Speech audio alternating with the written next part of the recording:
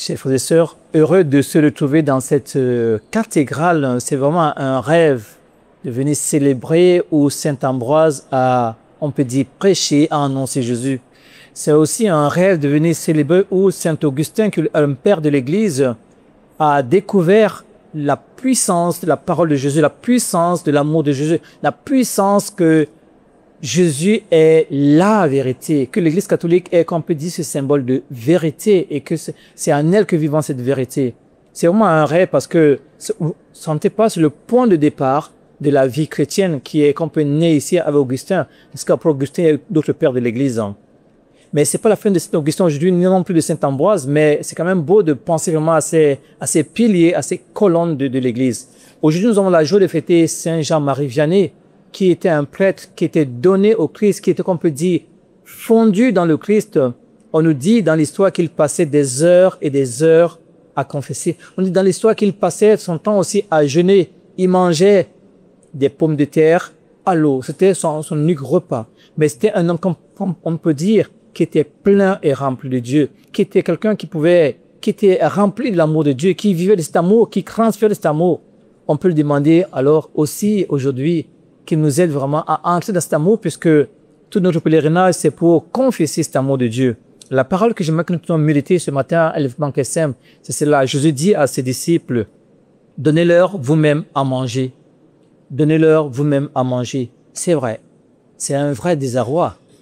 Seigneur, où trouverons-nous du pain pour donner à manger à tant de personnes? Mais cette parole rejoint notre parole où le Seigneur va dire que la moisson est abondante, mais il y a très peu d'ouvriers. Donc nous sommes, comme on peut dire, tous appelés à œuvrer à cette moisson, à être ces ouvriers parce que la moisson est abondante. Donnez-vous à manger. Les disciples ici sont, comme on peut dire, sans force. Ils vont dire, Seigneur, on n'a que 5 pains et 2 poissons.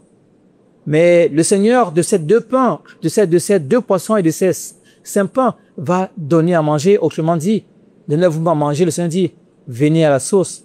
C'est auprès de moi que je peux vraiment, auprès de moi que je peux vraiment trouver le repas nécessaire pour vous faire route.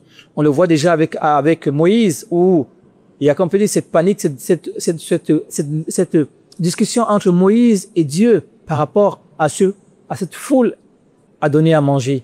Et finalement, c'est Dieu qui va nourrir son peuple. C'est Dieu qui le nourrit. Chaque Eucharistie, c'est Dieu qui vient me nourrir. Quand le Seigneur dit, donnez-le-vous à manger, c'est dit, voulez-vous recevoir ce pain du ciel, ce pain que les anges ne peuvent pas consommer, ce pain que les anges ne peuvent pas recevoir, mais ce pain qui est donné par Dieu, ce pain descend du ciel. Alors ce pain, qu'est-ce que ce pain nous donne? Ce pain nous donne la vie éternelle. Qu'est-ce que ce pain nous donne? Ce pain nous donne vraiment d'adhérer davantage au Christ. Alors celui qui mange ma chair et boit mon sang à la vie éternelle. Celui qui mange ma chair et boit mon sang à la vie éternelle. Le pain que Dieu nous donne. Alors, en communion vraiment à ce pain, pensons vraiment à cette vie qui nous est donnée.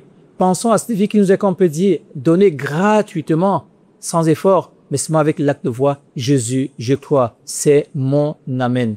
Alors que vraiment, ces croissants qui sont venus à notre Eucharistie nous aident, dont Saint Ambroise, Saint Augustin et Saint Jean-Marie Vianney nous aident parce que eux, ils ont célébré, ils ont donné l'Eucharistie à chaque fidèle, chaque jour de la vie, dans l'amour intime de Dieu, alors qu'il nous aide par l'intercession aussi de l'Esprit Saint, au nom du Père et du Fils et du Saint-Esprit. Amen.